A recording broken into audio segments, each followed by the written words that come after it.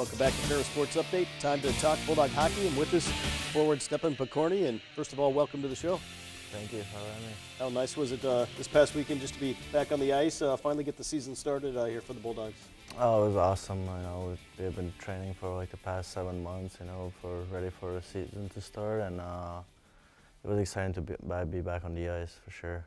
For some of you older guys that have been around the last year or two, how important was it to get that experience now as you get ready to start this season? It was really important. The first games are always very important to how you start the season, and you can always get better throughout the season, but it's always important to start it right. As we go to the highlights, taking on the Miami of Ohio Redhawks, going on the road always a challenge against a very, very good opponent this past weekend. Yeah, they were a really good team. We knew they were going to be good, but last year we split with them, which we kind of did this past weekend too. In the first game, went all the way to a shootout, but it was exciting to be back on the ice, and a little progress as the season goes for sure. As we go to the highlights here, opening period here, the first night, both teams kind of try to fill each other out. Scoreless first period here down in Miami. Yeah, definitely, especially the first period. Everything was kind of, not very good passes, and took some time to get the passing right and get some shots on that. There you get a big goal right there from Jason Branchow that kind of gets you on the scoreboard. Miami, though, as good teams do, comes right back and able to tie it back up. Yes, it was a great start to the game, and they were able to come back with a goal pretty soon after that, but I believe he scored one right after in the second period.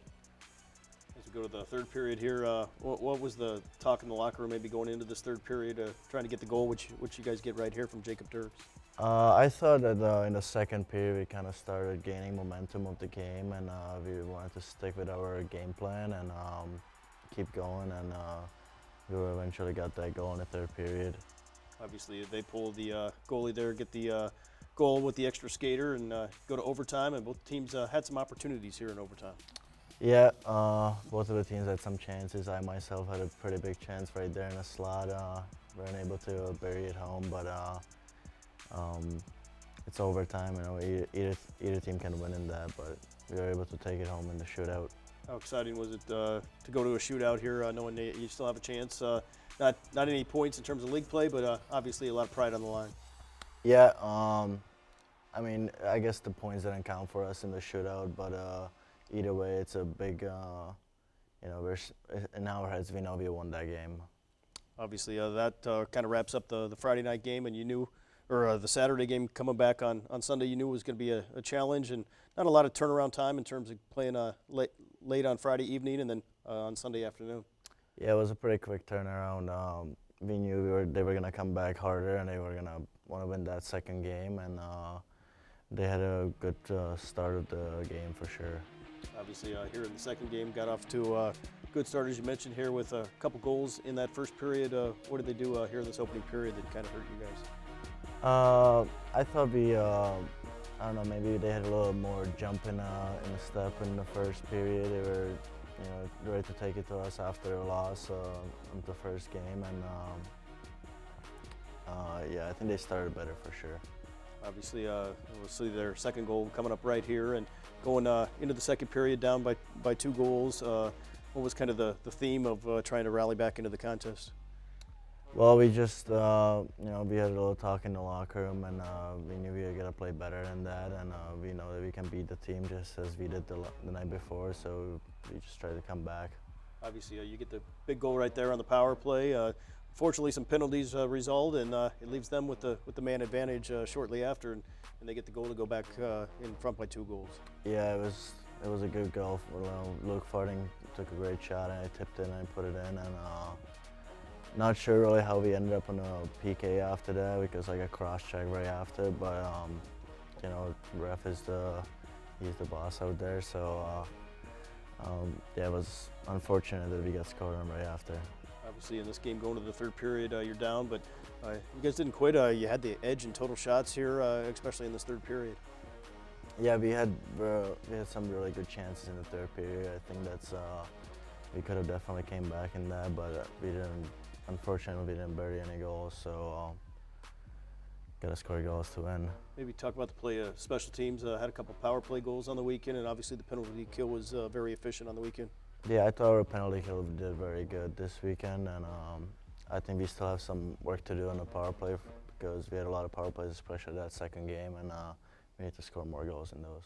Obviously, you wrap up that road series, quick turnaround as you get back to campus, and then this weekend a couple new opponents coming in as you got Michigan Tech non-conference game on Friday night and Western Michigan on Saturday. Yeah, that's going to be a very interesting weekend. You know, we were excited to play home, and it's always fun to play in front of the crowd at home, and we're very excited, especially against the Michigan Tech because I don't believe in my time we have beaten them yet, so it's time to do it. How different is that going to be for you guys, maybe preparing for one opponent on Friday night and then having to turn around and prepare for another opponent on Saturday? Well, we'll watch video on both teams, you know, Friday and Saturday, and we'll prepare ourselves well. Michigan Tech we know pretty well. Western we played last year twice, so we kind of know what kind of hockey they play, and we just gotta prepare ourselves well for them. What's it been like for you coming here to the United States to play hockey, and maybe talk about that transition for you personally? Well, it's been exciting. You know, I've kind of started playing here in the U.S. when I was 16, very young. So I've been able to adjust in the past years to a different style of hockey. But I'm enjoying it. You know, I love hockey here, and we're playing in the highest level in college, so it's very fun. As you get ready here to play these two non-league games this year, how important are these games to really get you prepared for the start of CCHA play? They're very important games, even though they can count for a conference. But you know, they count for us. You know, it's every game is a big game for us, and we need to prepare ourselves well for the conference by winning these. And I know, I'm sure you and some of the younger guys that haven't played at home going to be excited just to hit the ice in front of the home fans coming up on Friday night. Yeah, I believe everybody will be excited. I hope we get a good amount of fans, and the place will be rocking. Obviously, for some of those younger guys, maybe talk about how they've transitioned here over the course of the preseason here as you get ready to start the home season. Yeah, we have had a long training. Everybody's working hard, and it's exciting that we got games now, and it's time for it to pay off. All that hard training we have had going on. Well, thanks for the time, and best of luck here coming up this weekend as you host Michigan Tech on Friday and Western Michigan on Saturday. Yep. Thank you. We'll be back with more Ferris Sports Update right after this.